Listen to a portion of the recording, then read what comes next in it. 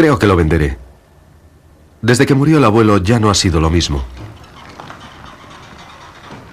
El abuelo y yo construimos este avión y lo hicimos volar. Ahora que él se ha ido, ya no será divertido.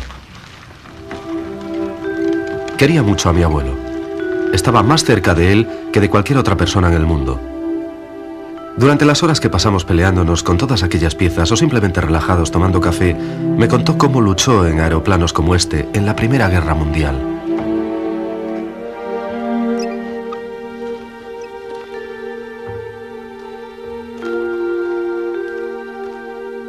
Mi abuelo fue un piloto de caza. No fue un as, es decir, no fue un Bishop o un Collishan o un Brown o alguno de esos otros pilotos que se hicieron famosos. No. Solamente fue un tipo honesto que sintió que tenía que cumplir su deber cuando su país le necesitó.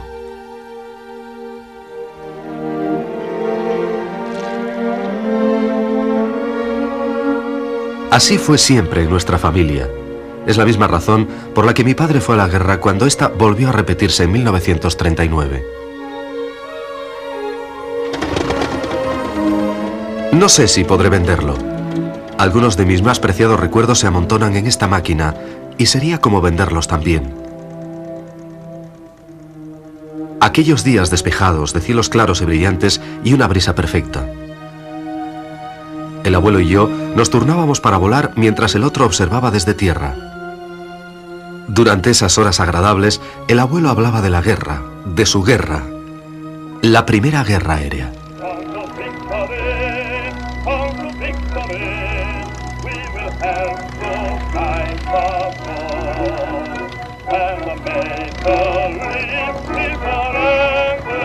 Ases, la historia de la Primera Guerra Aérea.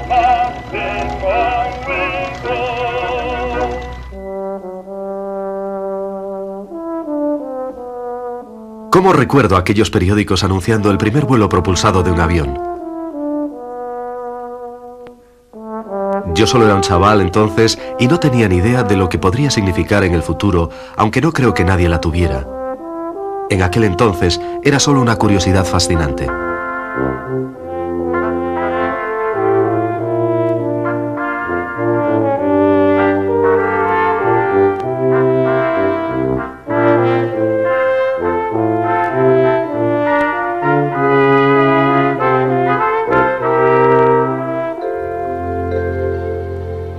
Pasé horas viendo dibujos futuristas de aeroplanos en vuelo, imaginando cómo sería realmente montar en uno.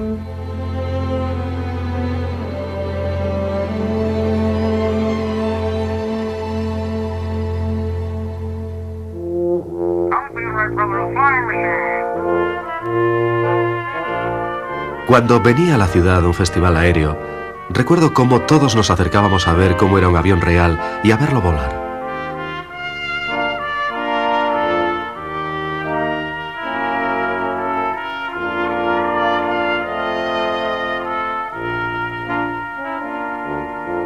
Cuando estalló en 1914 la guerra, solo habían transcurrido 11 años desde el primer vuelo propulsado de los hermanos Wright en Kitty Hawk.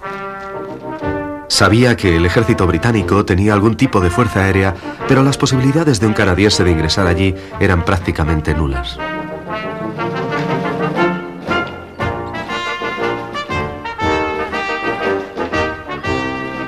De todas formas, convencido de que la guerra se aproximaba, ya me había alistado en el ejército y me dejaron escoger el arma en la que serviría.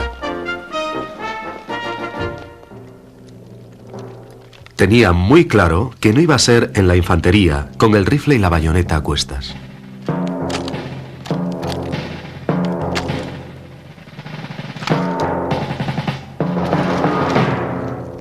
En cuanto a la caballería, los equinos y yo nunca hemos hecho buenas migas. Y no me imaginaba a mí mismo luchando teniendo además otro enemigo debajo.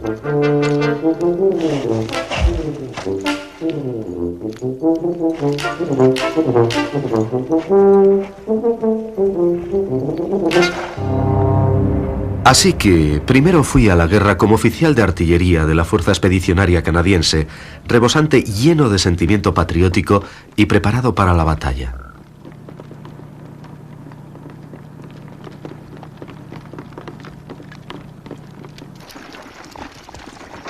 Para cuando llegué, las cosas habían cambiado mucho.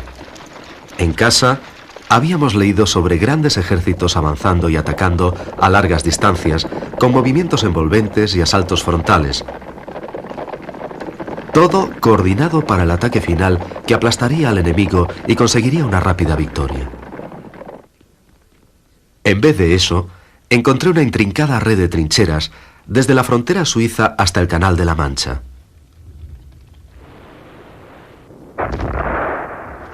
Un frente que no se movería más que unos pocos kilómetros en los 3 años siguientes.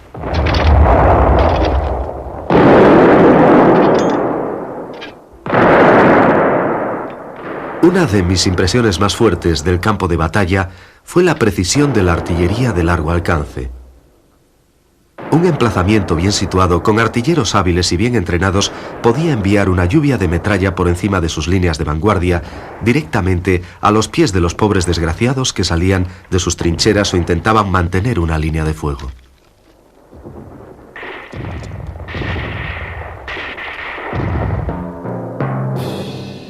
Para obtener ventaja, ambos bandos aumentaban su artillería pesada.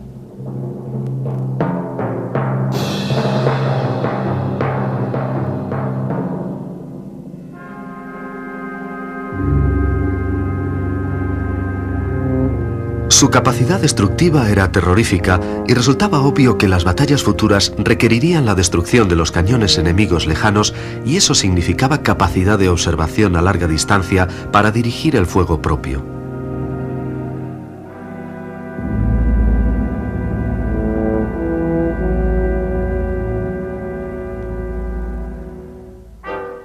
Pronto se corrió la voz de que se aceptaban solicitudes de artilleros con experiencia en combate para servir como observadores aéreos.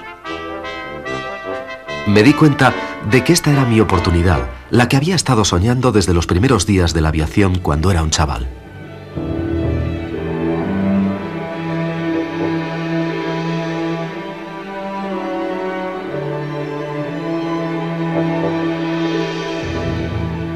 Envié mi solicitud y supliqué a mi oficial inmediato que le diera curso.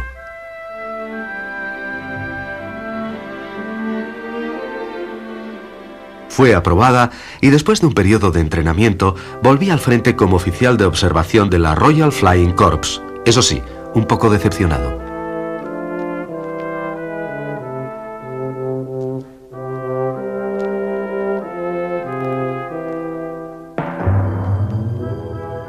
Al final, iba a volar, pero no en un avión, sino en uno de los artilugios bélicos más asombrosos, el globo cautivo. Anclado en tierra, se podía elevar casi a 1,5 kilómetros para observaciones a largo alcance. Pero su empleo real estaba a 500 metros de altura, donde actuaba como los ojos de la artillería.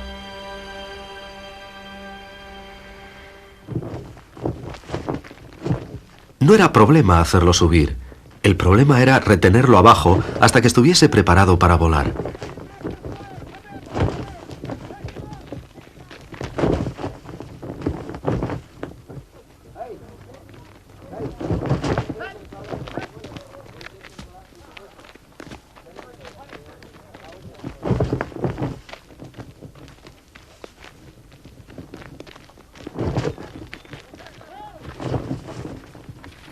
Luego venía el asunto de meternos en la cesta, cargados de mapas, libros de códigos, teléfonos, prismáticos y paracaídas solo por si acaso.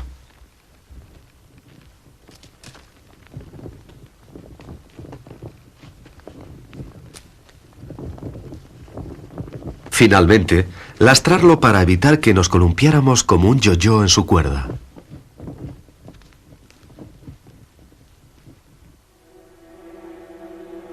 Después empezaba a flotar, sujeto por un solo cable que se desenrollaba desde un torno. Lo que le daba al globo su sustentación era el hidrógeno, tan inflamable que la más mínima chispa podía convertir todo el invento en un infierno.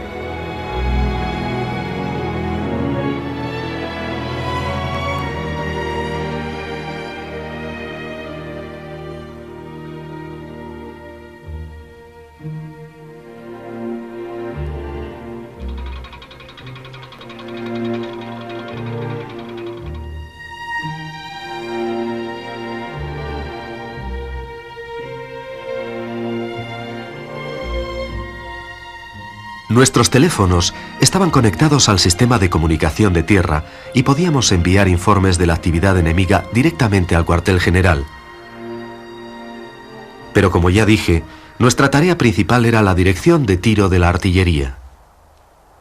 Primero tenía que dar las referencias en el mapa del blanco elegido para ajustar los cañones.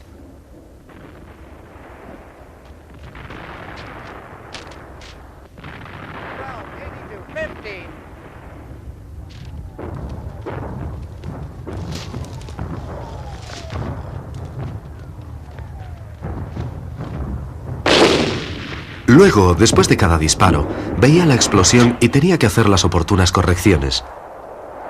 10 grados a la derecha, 100 yardas al frente, 3 grados a la izquierda, 30 yardas atrás y así hasta alcanzar el blanco.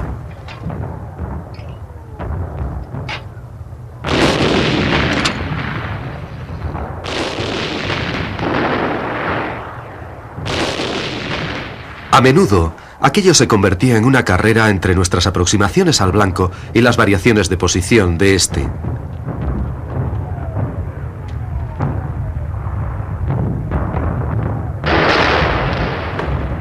Por supuesto, a lo largo del frente había más gente haciendo lo mismo que nosotros. Normalmente, estábamos arriba unas 3 horas, nunca más de 5. Me parecía muy extraño. Allí estaba yo, un oficial del ejército, sirviendo en la aviación, pero sintiéndose como en la armada. Una plataforma móvil golpeada por el viento y la lluvia, de vez en cuando mareado y siempre temiendo hundirse.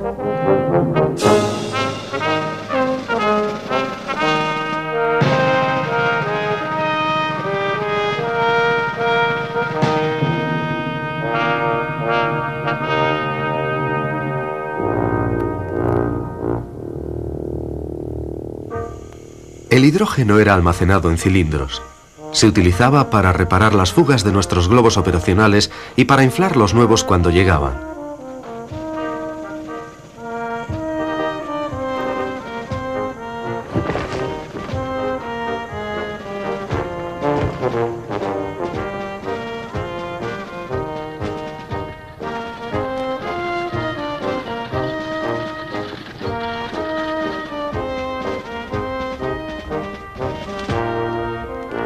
Llevaba en la unidad ya algunos meses cuando llegó un día que nunca olvidaré.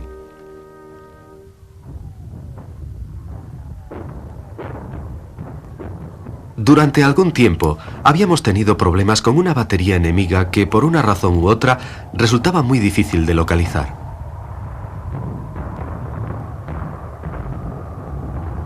De repente se corrió la voz por la brigada de que la habían localizado y nos dieron la referencia en el mapa.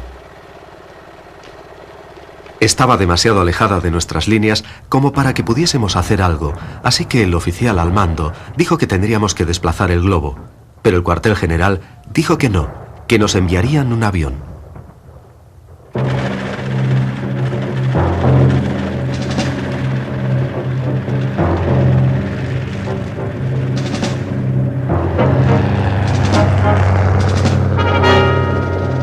En una hora lo oímos llegar acompañado por los copos negros de artillería antiaérea.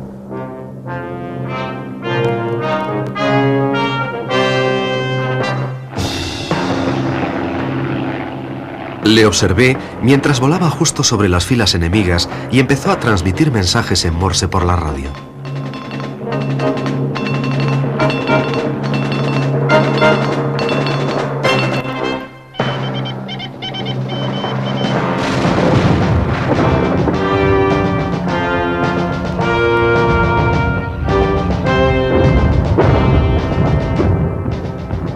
Todo acabó pronto y el avión se alejó, sin duda con intención de repetir la maniobra en algún lugar del frente.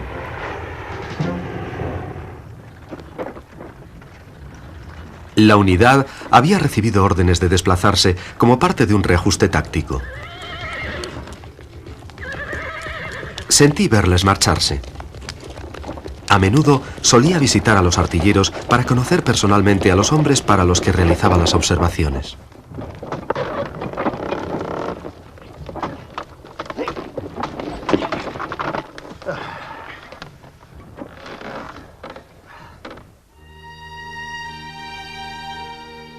Más tarde ese día, fui elevado para lo que esperaba que fuese un reconocimiento de rutina. A lo mejor fue la presencia de nuestro avión, o los movimientos de la artillería, o simplemente suerte, pero de alguna manera atrajimos la atención de los aviones enemigos.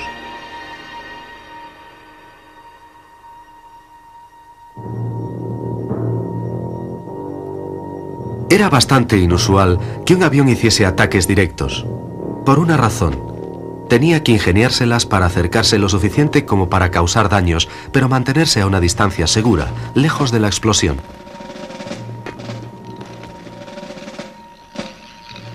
Además estaba la antiaérea, o Archie como la llamábamos.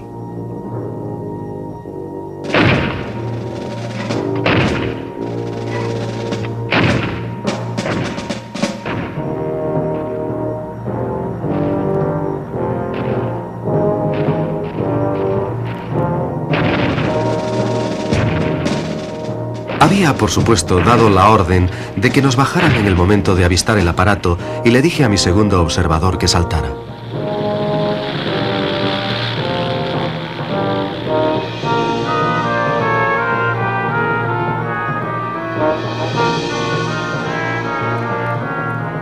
Yo intenté aguantar hasta el último minuto porque, para ser sincero, tenía mucho miedo de saltar. Y siempre existía la posibilidad de que la artillería consiguiera acertarle.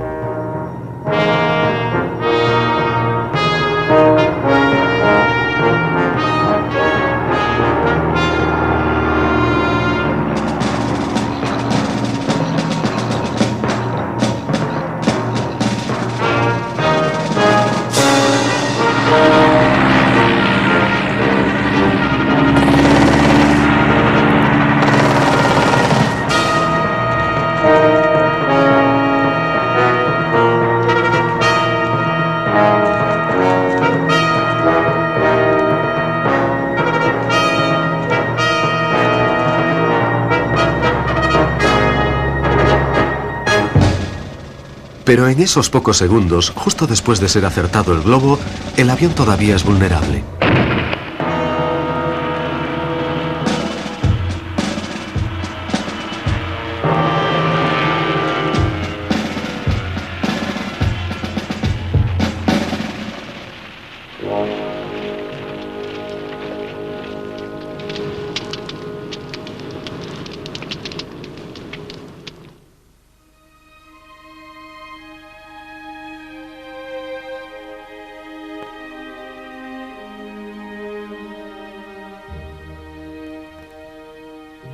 Salí de ello bien, excepto por unos pocos moratones y un tobillo torcido. Después del repliegue de la artillería, la actividad se redujo y a menudo subíamos solo para observaciones de rutina. Día tras día, con poco de qué informar, mis pensamientos volvían a esos aviones. Se habían vuelto más importantes de lo que nadie había previsto. Y cuanto más pensaba sobre ello, más impaciente me sentía por salir del globo y entrar en la cabina de un avión. Esto hubiera supuesto mi segunda petición de traslado y no estaba seguro de cómo sería recibida. Pero la aprobación vino sorprendentemente rápida. Más tarde, descubrí que el índice de bajas en aviones estaba aumentando y cada vez quedaban menos observadores entrenados. Pero aunque lo hubiese sabido, no hubiera cambiado nada. Como la mayoría de los jóvenes, nunca pensé en el peligro de volar, solo en la diversión. Solo me importaba cómo iba a encajar entre los miembros del escuadrón, muchos de los cuales habían estado allí desde el principio. Demonios, nunca había volado en un avión.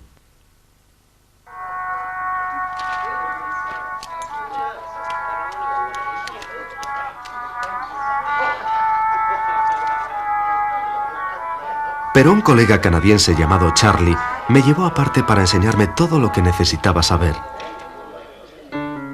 Yo estaba impresionado de su descripción de cómo aprendió a volar. Todo muy natural, me contó. El instructor tenía sus propios métodos e iba a su ritmo. Según dijo Charlie, de la misma manera que enseñé a mi madre a conducir un coche.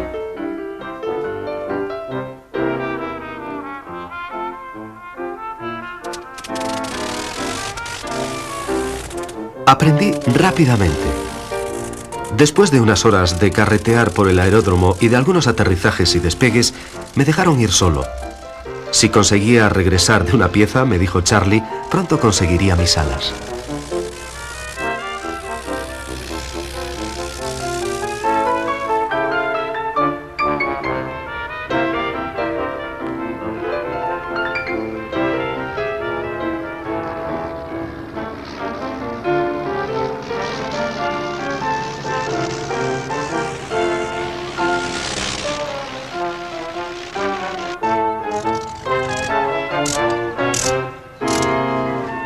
Al final, todo se reducía a conseguir que la maldita máquina subiese y bajase de nuevo.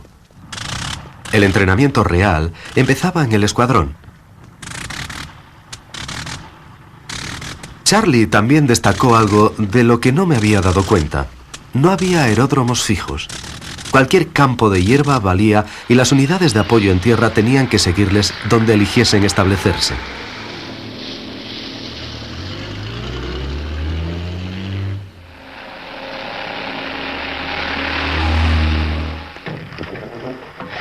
Para cuando me uní al escuadrón, el avión ya no era cuestionado. Las actitudes habían cambiado y en ambos bandos aparecían nuevos diseños para aprovechar mejor sus múltiples posibilidades.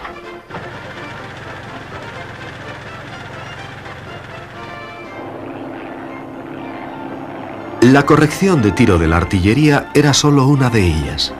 Su tarea principal era el reconocimiento aéreo. En cualquier situación, quiere saber lo más posible acerca del enemigo, dónde está, de qué fuerza dispone, sus formaciones. Conseguir esa información significaba saber a dónde había llegado.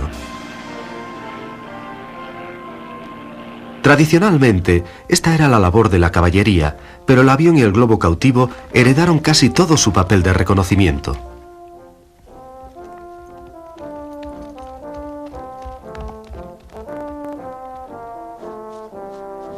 Muchas unidades de caballería se desmontaban para ayudar a la infantería en las trincheras.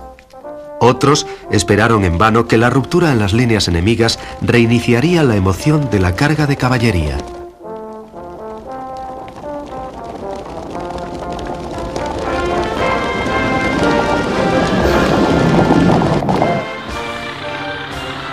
A lo largo de la guerra, el proceso fue parecido. Los observadores aéreos volvían de las patrullas estratégicas de largo alcance o de las patrullas tácticas locales con cuidadosas descripciones en el mapa de los movimientos enemigos o de sus cambios de posiciones.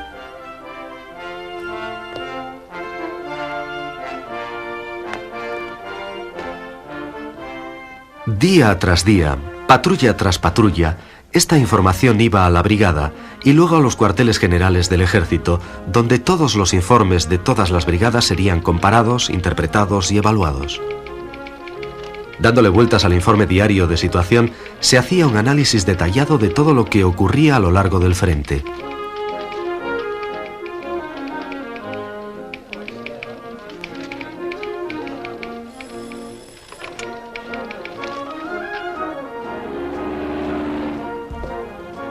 Mientras la guerra evolucionaba y el equipo iba estando disponible, hicieron un mayor uso de la fotografía aérea.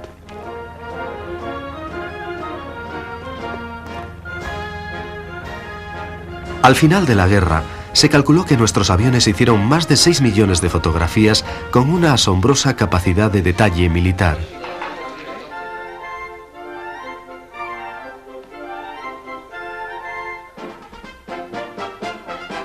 En una única ofensiva, más de 88.000 negativos fueron utilizados para planear la operación.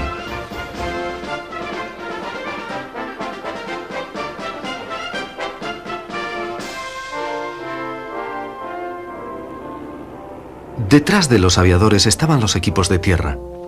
Tras cada patrulla, las máquinas recibían un completo repaso.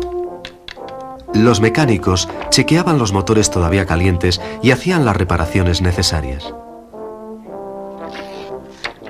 Los ajustadores parecía que podían hacer de todo, desde parchear un agujero de bala hasta reconstruir una máquina derribada, trabajando con madera, alambre y tela y utilizando las herramientas normales de un hábil artesano.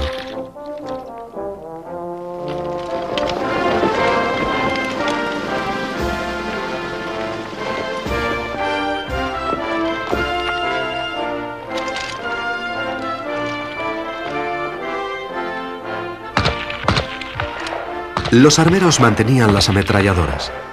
Cada cargador cuidadosamente rellenado bala a bala, cada metralleta revisada por si existía algún fallo mecánico antes y después del vuelo.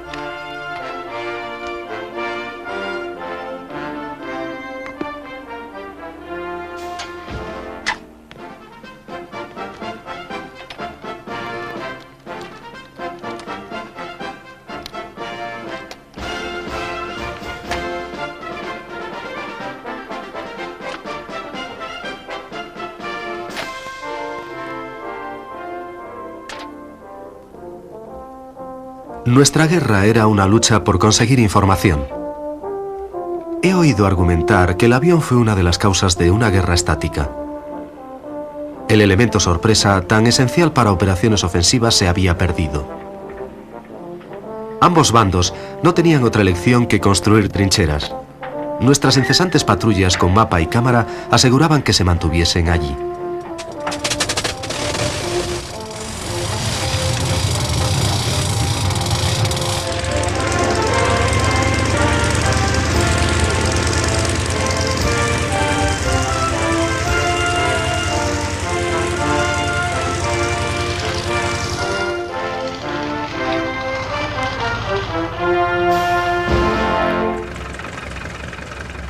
Nuestra máquina era el BE-2C.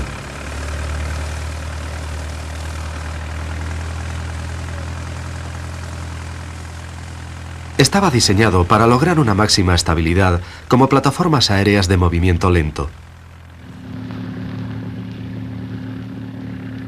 El problema era que, para conseguir esto, perdían maniobrabilidad, convirtiéndonos en blancos fáciles de cualquier atacante.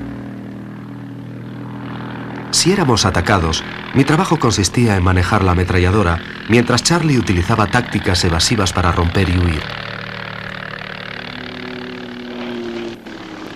Pero tampoco el enemigo disponía de muchos instrumentos para atacar. De hecho, a principios de la guerra, nadie esperaba que los aviones fuesen a luchar. Cuando dos aviadores de bandos opuestos se encontraban en el aire, a menudo se saludaban con un espíritu de camaradería aérea. Pero no todos los aviadores se comportaban así. El enemigo era el enemigo en aire o en tierra. Primero intentaban colocarse encima de la máquina del enemigo y dejar caer una granada, pero generalmente la corriente se la llevaba. Al final, se decidieron por las armas cortas, y es un hecho histórico que las primeras batallas aéreas consistían en dos aviadores disparándose entre ellos con una pistola y un rifle. Era necesario, por supuesto, un avión de combate, rápido, con una alta velocidad de subida y maniobrable. Pero ¿dónde poner el armamento? Al principio se montaba una ametralladora en un ángulo de tiro que evitaba la hélice. Pero ello hacía difícil alcanzar los objetivos. Los franceses intentaron mejorar esto, colocando deflectores de metal en las aspas de la hélice para disparar justo a través de ellas. Aunque se redujese la vida de la máquina, podría merecer la pena. Pero los alemanes, superando a los franceses, volvieron a una idea más antigua y sofisticada. Ametralladora y hélice sincronizadas para que la primera no disparase cuando un aspa pasase por delante. Ofrecieron el diseño a un ingeniero alemán, Anthony Fokker. Rápidamente desarrolló un mecanismo sincronizado para el arma y la hélice, instalándolo en uno de sus primeros monoplanos, más tarde llamado el E-1 o Eindecker.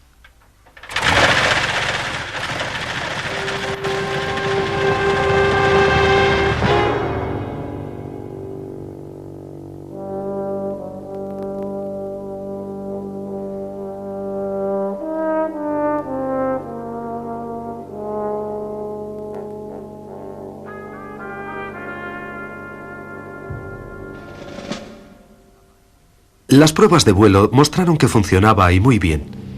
Era una nueva arma aérea, el primer monoplaza del mundo que disparaba hacia adelante en la línea de visión directa del piloto, donde el hombre y la máquina se unían.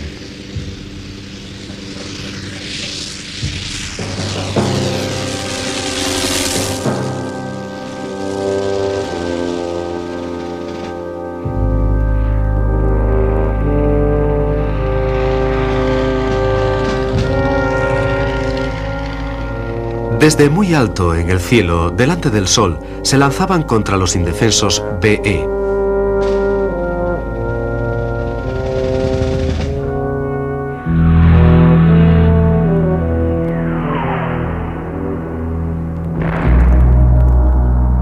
De lejos parecían pequeños insectos, pero cuando se acercaban mostraban su mortífero aguijón.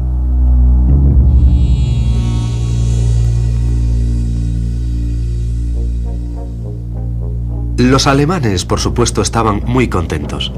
Con el tiempo, gracias a su arma superior, podían abatir a esos molestos aviones de reconocimiento de los cielos.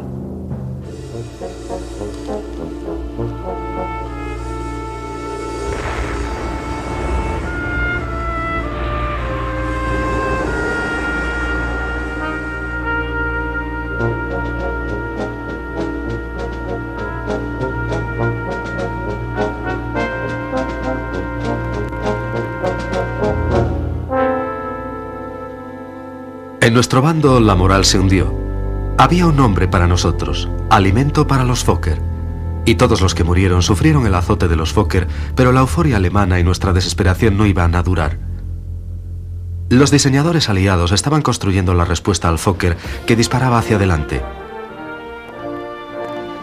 El Fez, o Phi, como lo llamábamos nosotros.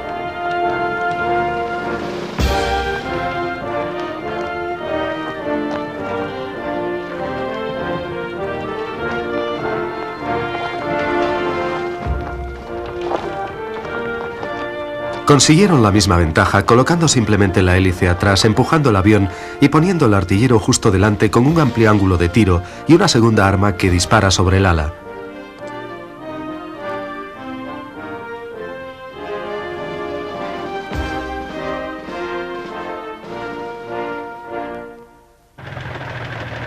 Tuvimos algo de suerte. Un piloto de Fokker se perdió y aterrizó por error en uno de nuestros aeródromos. Esto nos dio la oportunidad de hacer test de vuelo comparativos. Resultó que el Fokker no era tan bueno. Sin duda el Phi podía igualarle e incluso superarlo en cuanto interviniesen en combate un número suficiente.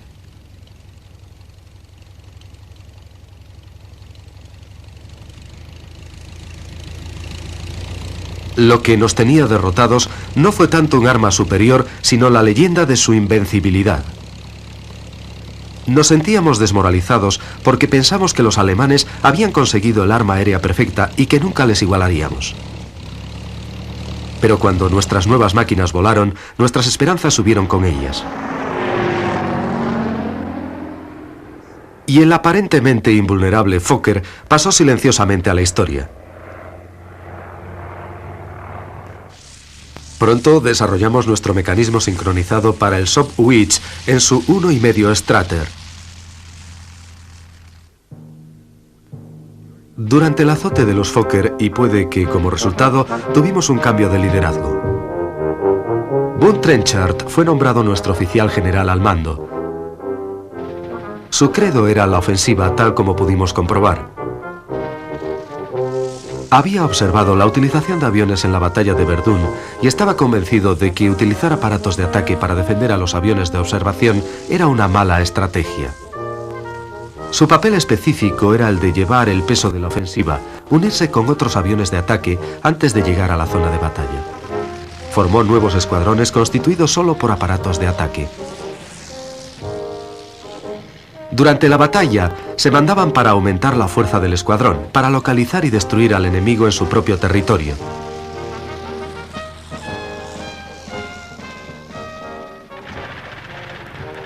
Los aviones de observación, como nuestros BE, también formaban escuadrones separados y debían trabajar en estrecho contacto con las fuerzas de tierra.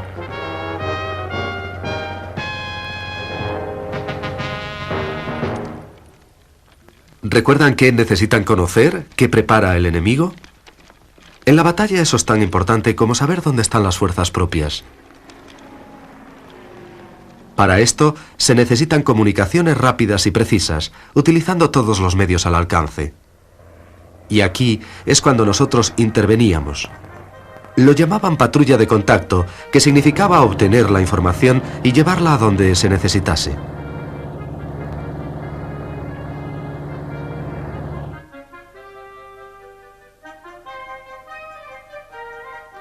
Nos hacían practicar durante meses, ya que existía una ofensiva principal con la perspectiva de sacarnos de las trincheras a la lucha abierta y acabar con esta guerra de agotamiento.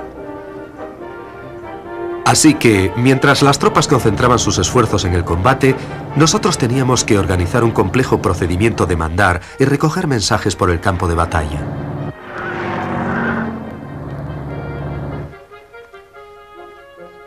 Tenían un sistema muy elaborado de señales de tierra utilizando trozos de tela blanca y sonidos de claxon.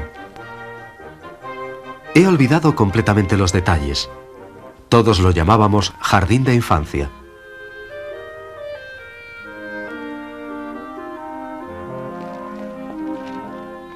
Recibíamos órdenes de los comandantes tales como reconocer e informar sobre las posiciones enemigas cerca de la granja Archambault con una referencia de mapa.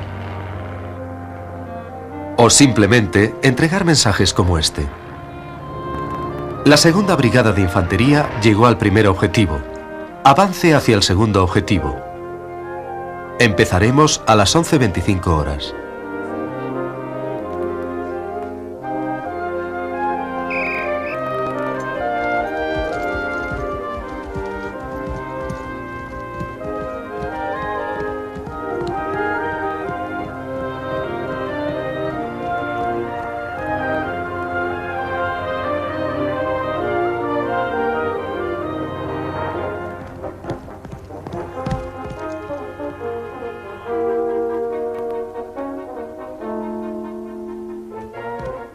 Desde luego, hacíamos nuestro habitual reconocimiento y localización de artillería, pero sabíamos que en batalla el contacto en tierra sería mucho más improvisado que lo que habían planeado los estrategas.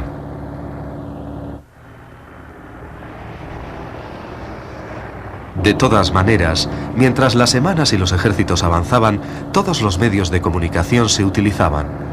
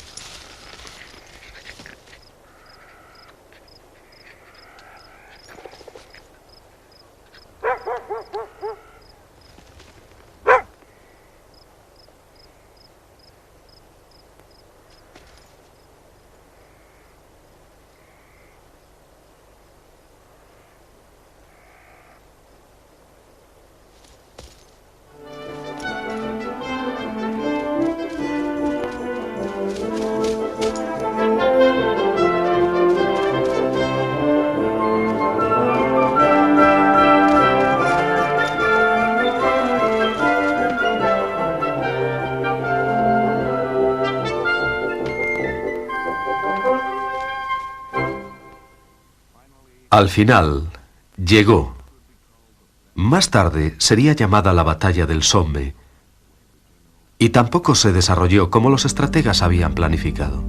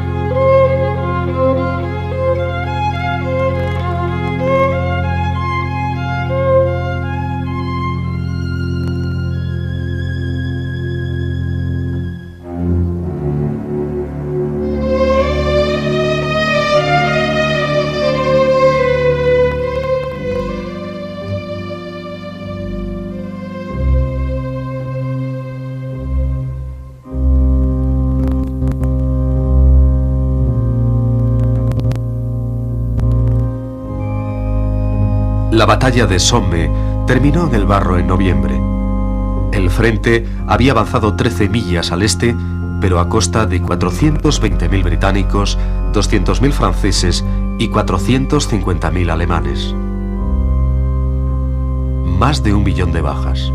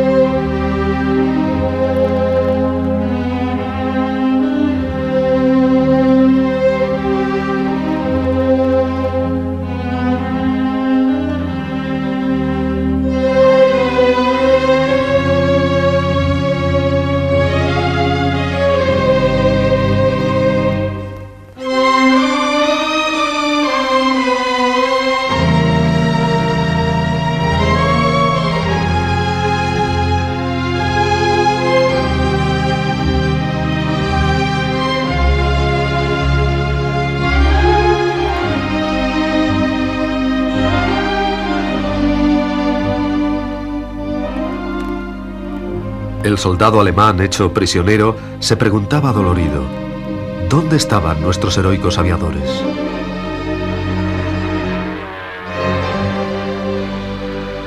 No podía saber que sus aviadores estaban luchando valientemente, aunque superados en número y en armas, por un enemigo igualmente valiente más allá de sus líneas.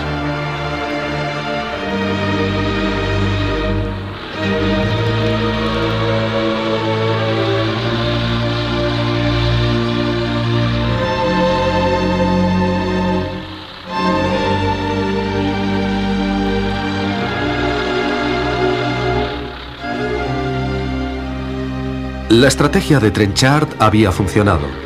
En nuestros aviones de observación estábamos completamente aislados de la carnicería de abajo. Y mientras los hombres en tierra escribían cartas de reproche y amargos poemas, nosotros que habíamos sobrevivido al azote de los Fokker habíamos por fin triunfado en el aire y solo sentíamos el júbilo de la victoria.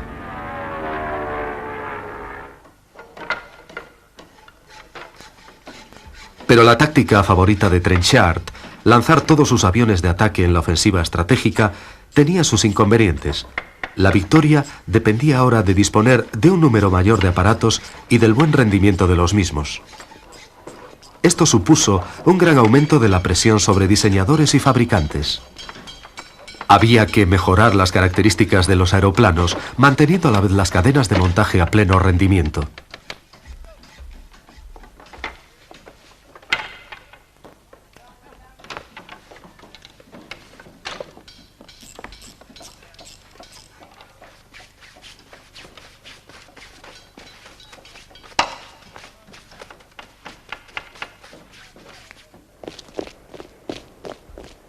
También se requería un flujo constante de aviadores cualificados desde los centros de entrenamiento.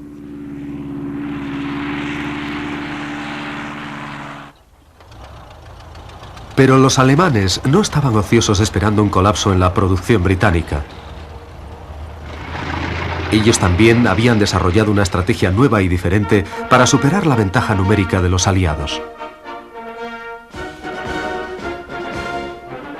Empezaron a seleccionar a los aviadores más hábiles, mejor preparados y más altamente motivados.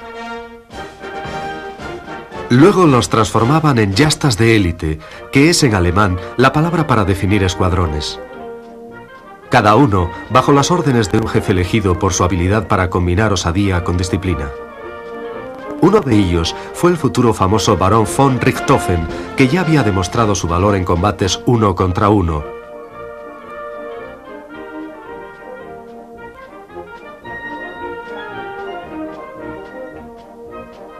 Pero lo más importante es que colocaron un sistema de alarma con dispositivos a distancia para detectar desde lejos las máquinas enemigas. Utilizando líneas terrestres, los observadores de tierra enviaban su información al aeródromo, alertando del número, altura y localización.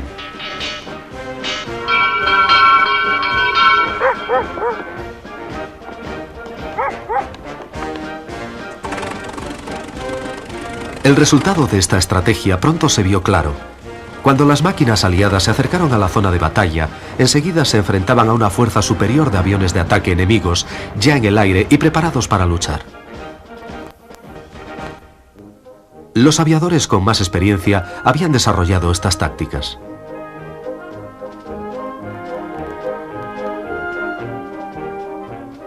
Primero, la mutua protección. Luego, si dispones de ventaja de altura, picar para transformarla en velocidad. Si fallas, no hay que perseguir. Utiliza tu velocidad para volver a ganar altura.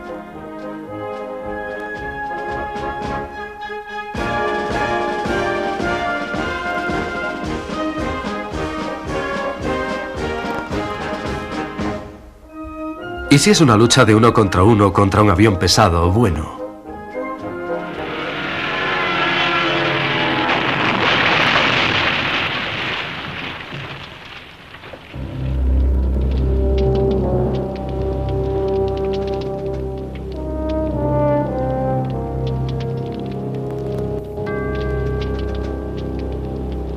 Nunca la lucha había sido tan desigual.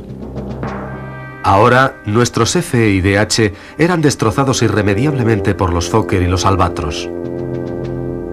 Pilotos novatos con unas pocas horas de vuelo debían enfrentarse a los bien entrenados yastas alemanes. El hecho de ser resueltos y valientes solo provocaba que muriesen antes.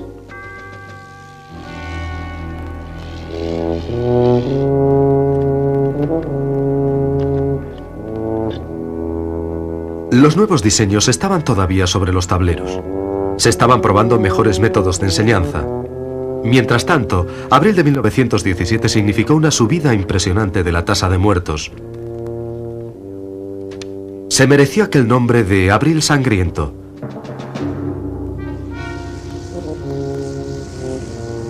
Nuestros ya anticuados BE eran los blancos más fáciles, pero no se podían dejar de hacer las patrullas. Las misiones debían cumplirse a pesar de las circunstancias.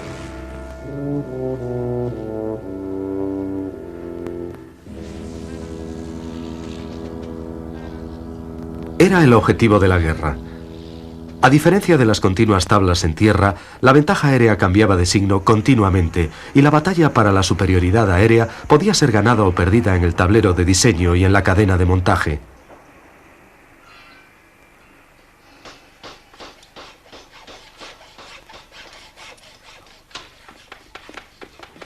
Ambos bandos trabajaban febrilmente para lograr diseños que mejorasen la eficiencia aerodinámica y la mayor sustentación, junto con una menor resistencia para conseguir más velocidades y mayor rapidez en la trepada, factores todos ellos decisivos en la batalla aérea.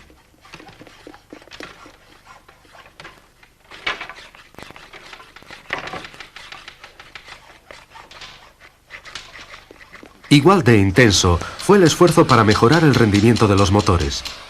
Aparecieron nuevos diseños de motores en línea, el tipo utilizado en automóviles, y rotativos, diseñados específicamente para aeroplanos.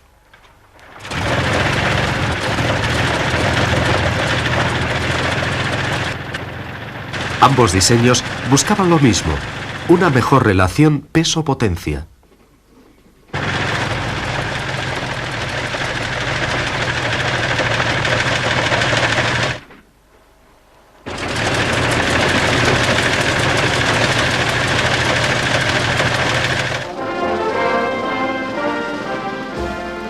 Se puede decir que aquella guerra sacó a la ciencia aeronáutica de su infancia y creó una nueva generación de científicos e ingenieros dedicados al desarrollo del avión. El problema era que todo era tan desconocido y la necesidad de aeroplanos tan grande que a menudo diseños totalmente nuevos pasaban a la producción para ser descartados y reemplazados inmediatamente.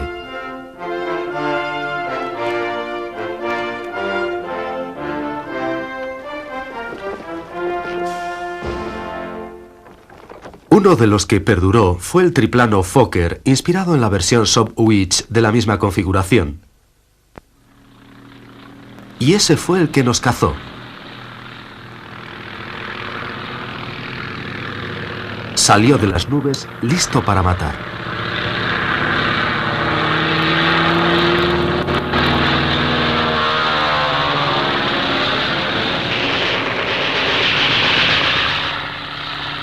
Solo necesitaba una ráfaga.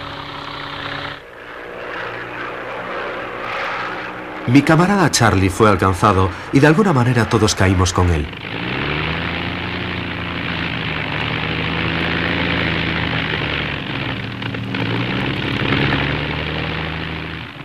Cuando la máquina entró en barrena, perdí el conocimiento. Llevaron rápidamente a Charlie al hospital, donde hicieron todo lo que pudieron, estoy seguro. Pero al final, Charlie murió.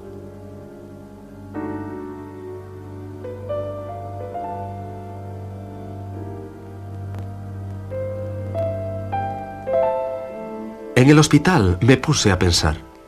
Charlie y yo éramos no solo amigos, éramos un equipo y realmente bueno. Pero el equipo se había roto y no me imaginaba en el asiento trasero sin estar Charlie a los mandos. En cuanto me embarcaron de vuelta a Inglaterra, estaba dispuesto a volver, pero ahora como piloto. Y con la ayuda de Dios y de la Fuerza Aérea Canadiense como piloto de caza.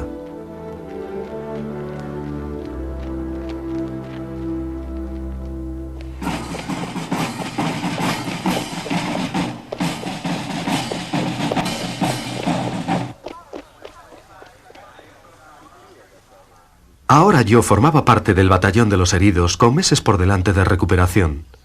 Pronto me sorprendí del número de aviadores canadienses y de vuelta a casa me asombró ver cómo habían cambiado las cosas. Al principio, Canadá no tenía intención de apoyar la guerra aérea. Su contribución iba a ser la Fuerza Expedicionaria Canadiense. Pero cuando aumentó la tensión de la guerra, la política cambió. Ottawa accedió a que la Fuerza Aérea Canadiense pudiese reclutar y entrenar en Canadá y que el gobierno canadiense aportase todo el apoyo posible.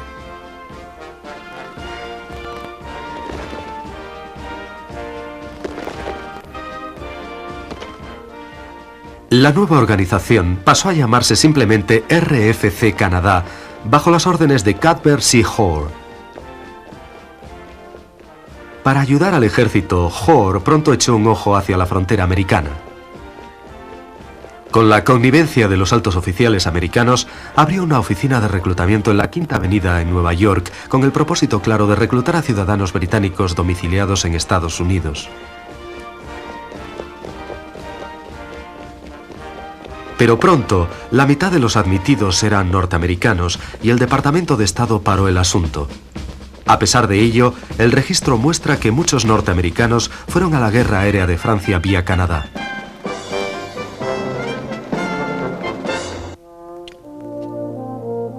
Siempre que recuerdo aquellos años turbulentos, me sorprendo de la gran actuación de los aviadores canadienses. Creo que tiene que ver más con la actitud que con cualquier otra cosa. Es algo difícil de explicar. En Inglaterra y también en el resto de Europa, la guerra se basaba en reglas estrictas, con líneas claras y definidas de autoridad que tendían a asemejar estructuras de clase paralelas. En la guerra aérea, las tácticas todavía estaban por escribirse. De todas formas, pronto quedó claro que los canadienses tenían una gran tendencia a cuestionar, retar, improvisar y simplificar, con poca confianza en su estructura de mando a la hora de decirles cómo hacer su trabajo. Y los aviadores canadienses hicieron una labor importante a pesar de su menor número.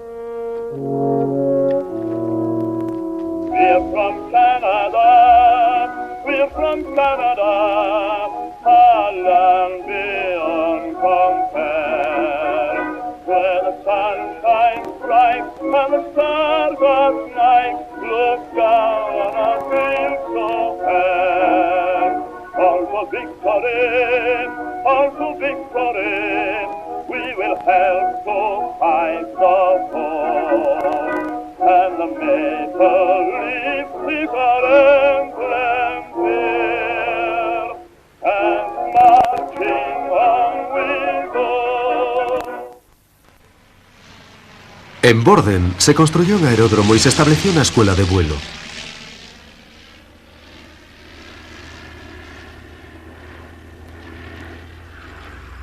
Hoare estaba asombrado. 57 edificios fueron levantados en solo 4 meses, junto con sus carreteras, alcantarillado, apeaderos ferroviarios y praderas. Dijo: aquí el trabajo se hace con una rapidez desconocida en Inglaterra. A pesar de tal velocidad, todo se construyó sólidamente y la experiencia de Borden se convirtió en un modelo para futuros centros de instrucción de la RFC en otros lugares.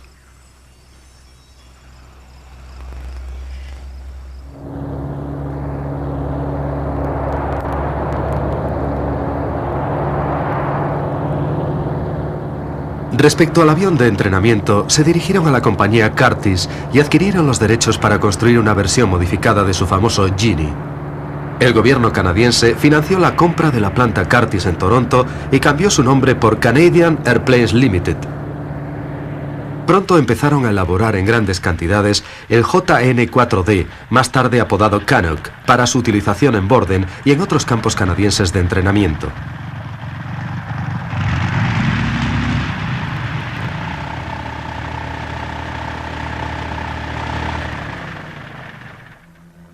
Mientras tanto, el reclutamiento continuaba por todas partes.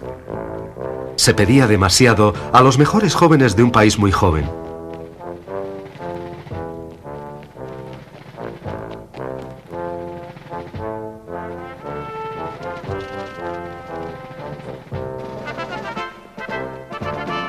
Yo me encontraba en Inglaterra en la Escuela de Formación Militar de Oxford.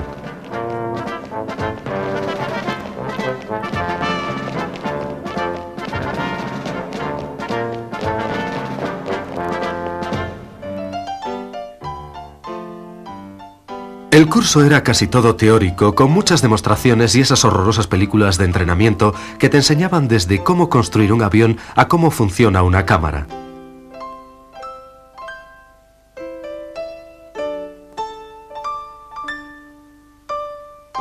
No creo que me hubiese sentido así de mal si yo hubiese sido un novato. Verdaderamente todo era útil. Pero yo había estado meses realizando patrullas y combate aéreo y ya había hecho mucho de lo que enseñaban. Así que todo me resultaba un poco aburrido.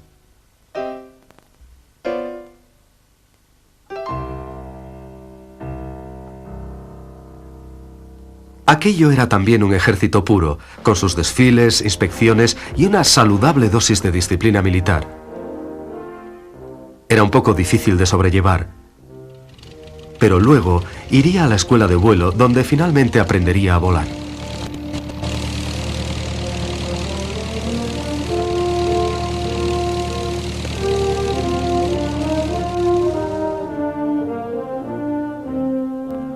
Los sistemas de aprendizaje habían cambiado radicalmente desde los tiempos de Charlie. En vez de aquel "mira lo que hago y trata de hacer algo parecido" que realizábamos en los viejos MF, ahí había un programa de formación que verdaderamente funcionaba. Primero había que explicar el misterio mismo del vuelo, describiendo cómo las fuerzas aerodinámicas influían en las superficies del control del avión. Lo que querían era eliminar la idea de que el vuelo significaba un débil equilibrio en un medio extraño. Justo al contrario, el avión siempre está controlado por fuerzas naturales que siguen las leyes de la física. Había que entender esas leyes y aprender a controlar esas fuerzas para lograr que el avión hiciese todo lo que era capaz y evitar lo que le resultase imposible.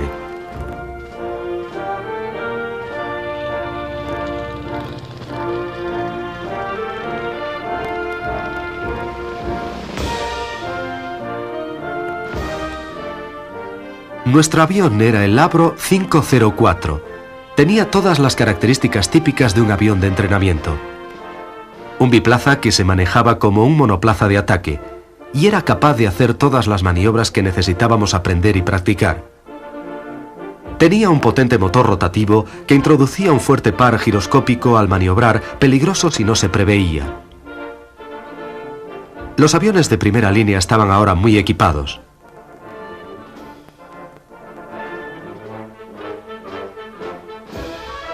Luego vino la doble instrucción en el avión.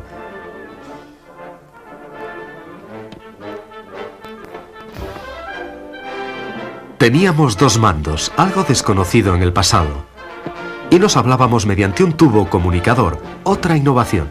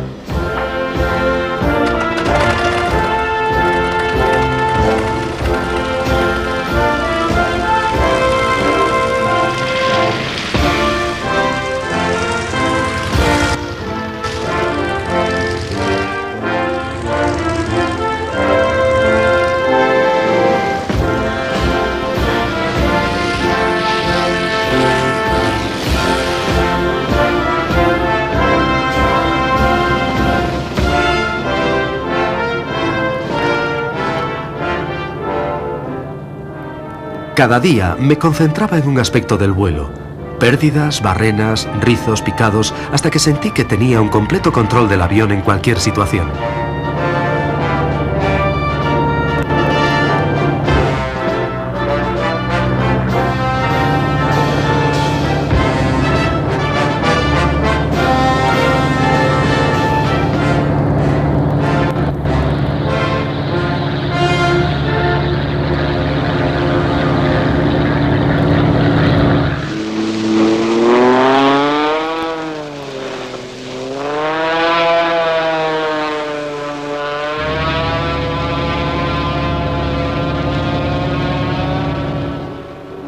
Como parte del nuevo programa de entrenamiento, había manga más ancha con las acrobacías.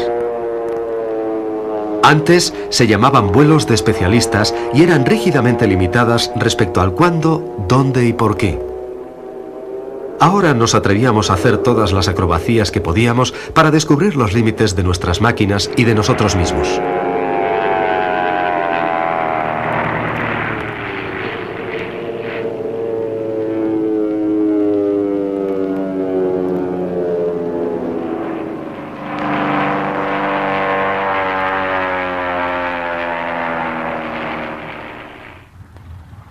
Para practicar el aterrizaje con viento cruzado, nos mandaron a un aeródromo cerca del mar.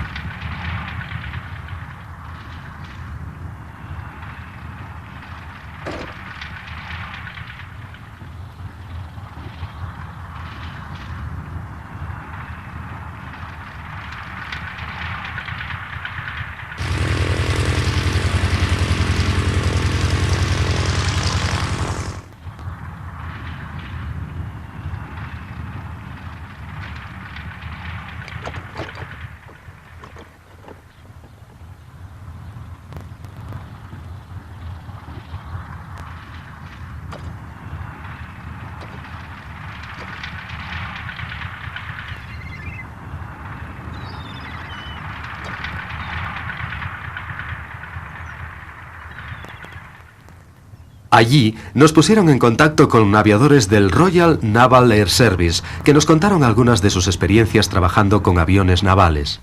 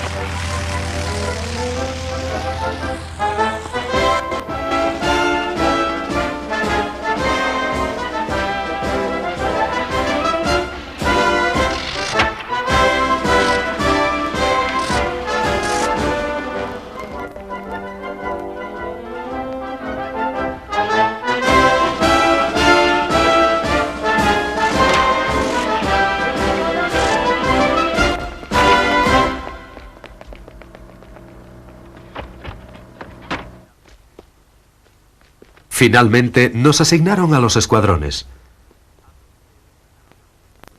A mí me destinaron al frente oeste, justo al medio, en un escuadrón de ataque de los SE-5A. Para llegar allí, primero me dieron un Camel para volar a Saint-Omer, el gran cuartel general de suministro y mando del norte de Francia.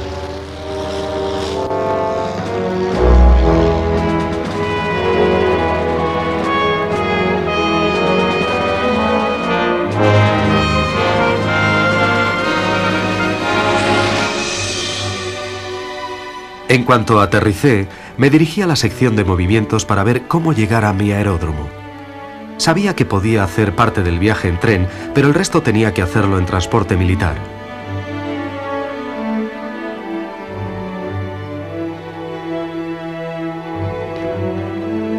Mientras esperaba mis papeles, tuve oportunidad de comprobar cómo iban las cosas.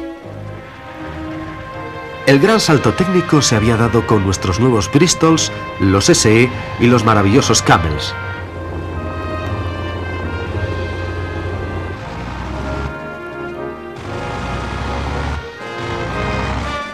Y los franceses tenían los últimos Nieuports y Spads.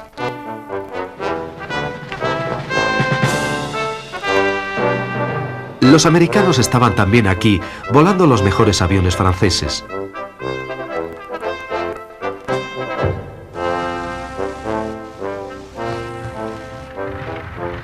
Los alemanes tenían los últimos PF Alces y Albatros y los nuevos Fokker D-7.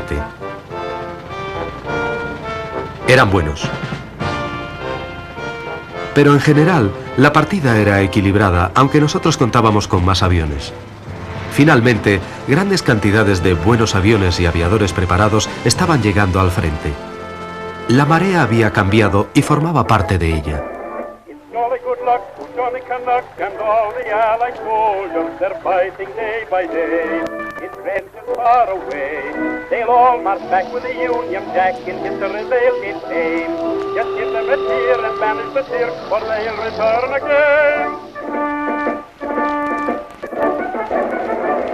Good luck to the boys of the Allies. Just steer them on their way. The Union Jack they're proud of, while fighting day by day. When the band plays at Trafalgar Prairie, there's joy right in their eyes. God save our gracious King, good luck to the boys of the Allies. Por fin llegué a mi escuadrón. Esta vez encajé rápida y fácilmente con los miembros de mi equipo, a pesar de ser nuevo allí. No en vano, yo había volado más horas y había estado en más combates aéreos que la mayor parte de ellos.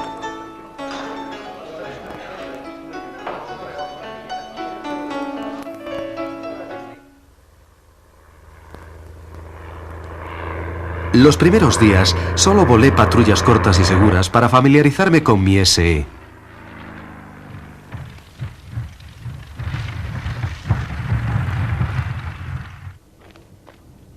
El oficial al mando pronto descubrió que no era muy bueno disparando, así que me envió a practicar el tiro por deflexión.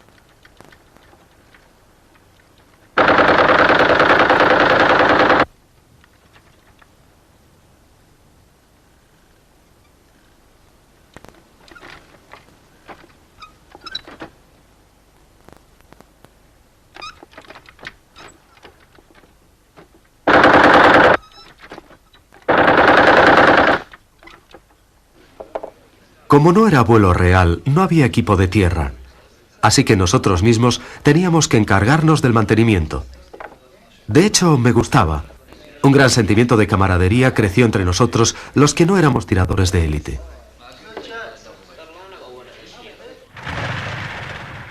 Y por fin llegó mi primer combate aéreo. Recibimos información sobre aviones de reconocimiento enemigos en nuestras líneas con la orden de localizarlos y derribarlos.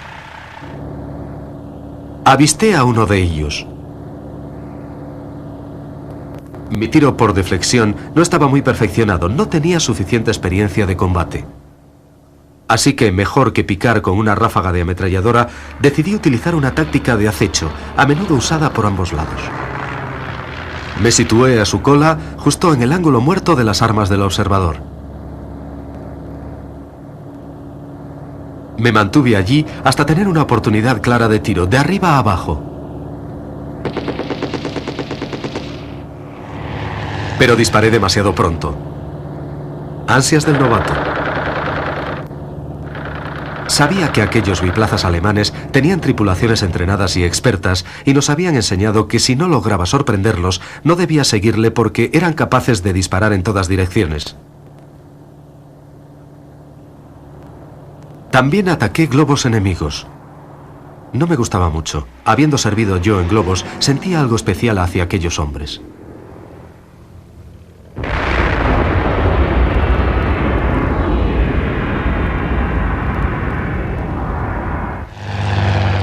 Pero mi misión habitual era el combate aéreo.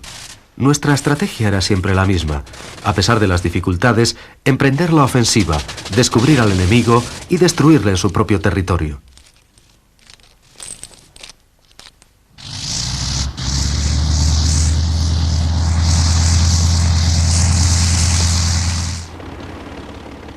Para compensar su inferioridad, los alemanes diseñaron nuevas estrategias de defensa. Reformaron sus yastas agrupándolos en alas de combate más grandes, independientes, listas para desplazarse de inmediato a cualquier zona del frente donde fuesen necesitadas. De esta forma podían compensar su inferioridad numérica y conseguir todavía superioridad aérea. Como aparecían y reaparecían en todas partes del frente, se les llamó circos volantes.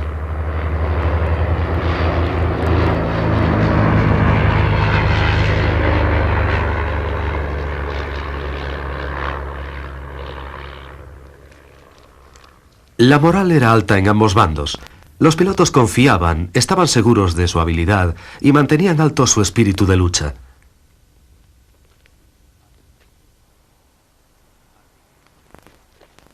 Así que todo estaba dispuesto para las grandes batallas aéreas de la guerra.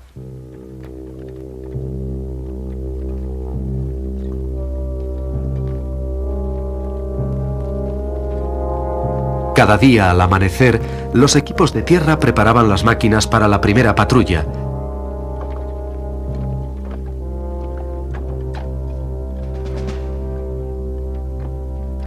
Mientras, yo también me preparaba en cuerpo y mente para la dura jornada.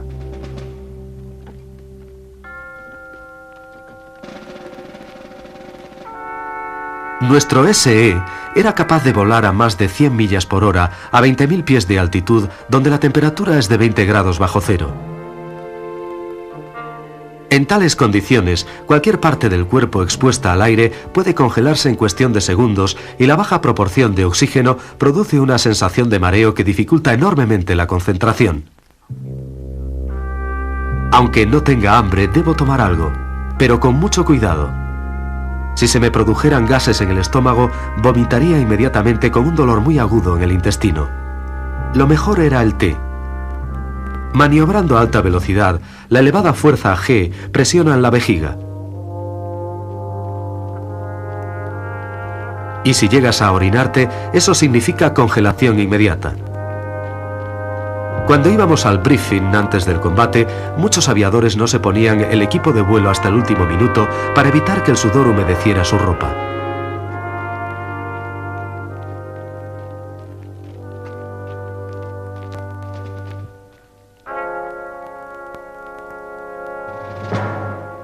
El impreciso briefing normalmente consistía en algo como «parece que» o «en el último informe nos lleva a pensar», no valía para gran cosa. Una vez que estabas en el aire, podías esperar cualquier cosa. Después, en los aparatos, cada hombre hacía su ritual de buena suerte. Todos sabían lo que nadie quería decir.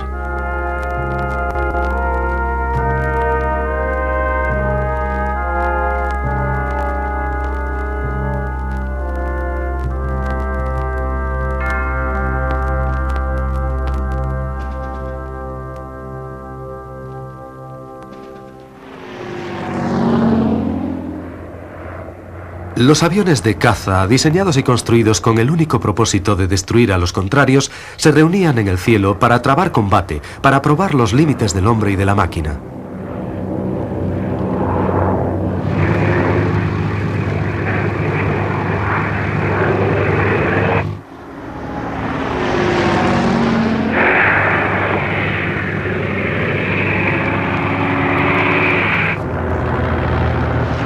Volábamos en formación, cubriendo nuestros ángulos muertos, explorando ansiosos los cielos para conseguir avistar los primeros, logrando la sorpresa y el derribo del enemigo.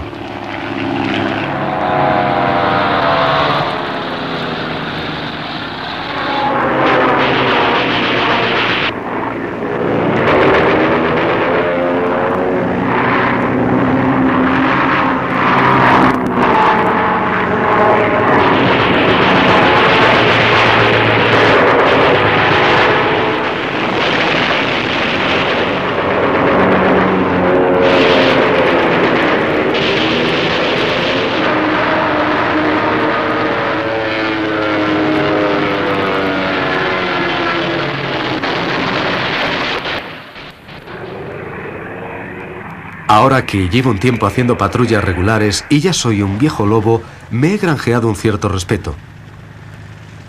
Así que me han hecho comandante de escuadrilla. He colocado 2 banderolas en mi avión que indican que los demás deben formar siguiéndome.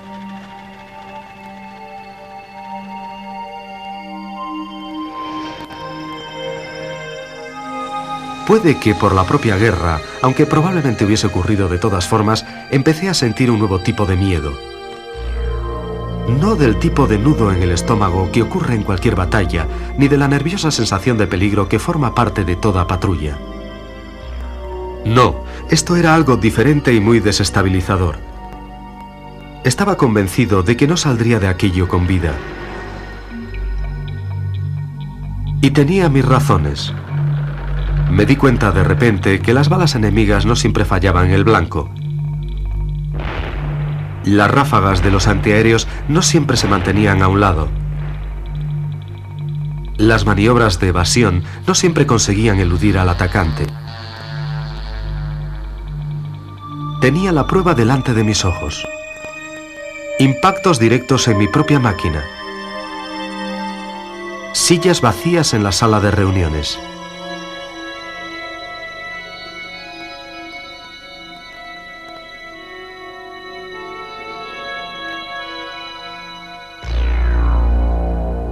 Consideré las probabilidades y vi que eran infinitas en mi contra.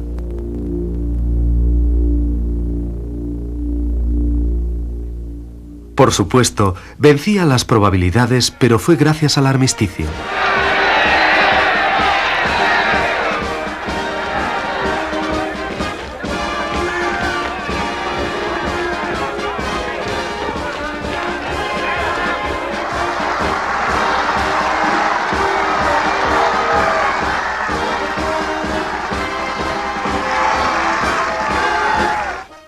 En la mortal guerra de agotamiento, los alemanes habían consumido sus últimas reservas.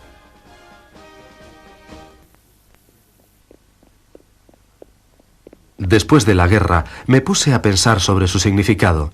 Creo que nunca entenderé aquella matanza de hombres valientes en ambos bandos. Pero en el aire algo cambió. Parece extraño ahora, pero cuando me incorporé al Royal Flying Corps, perdí mi identidad de canadiense. Me convertí en un ciudadano de las colonias sirviendo a la causa del rey y del imperio. Puede que esa sea la razón de mis ganas de encajar allí. Pero según avanzaba la guerra, sorprendimos a todos. Nosotros, los canadienses, hicimos más en el aire de lo que nadie esperaba, incluso de lo que esperábamos nosotros mismos. Cuando al final terminó, Canadá había mandado más de 10.000 aviadores, casi un tercio de los aviadores británicos. Nuestro éxito fue incluso más asombroso. De los 3 mayores ases aliados, 2 eran canadienses. Billy Bishop, solo a una victoria del mejor en la Royal Flying Corps y ganador de la Cruz Victoria, y Ray Collishaw, el mayor as de la Royal Naval Air Service. Habíamos demostrado que podíamos ser tan buenos como ellos.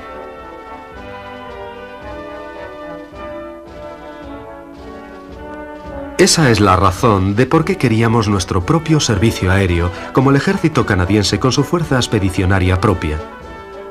Sentíamos que nos lo merecíamos. Ya era tarde para hacerlo en aquella guerra, pero inmediatamente después crearon la Royal Canadian Air Force, y con ella estoy seguro de que nuestro país creció un poco.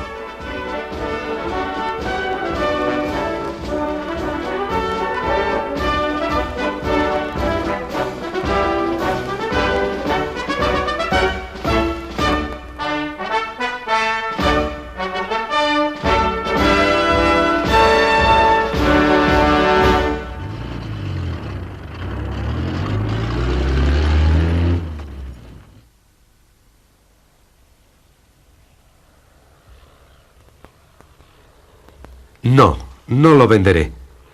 No me parece correcto. No puedo explicarlo bien, pero quiero mantener vivos los recuerdos del abuelo y de sus viejos camaradas. No existe ningún archivo oficial. Solo el recuerdo de hechos pasados en una tierra lejana donde todos los de uno y otro bando eran ases.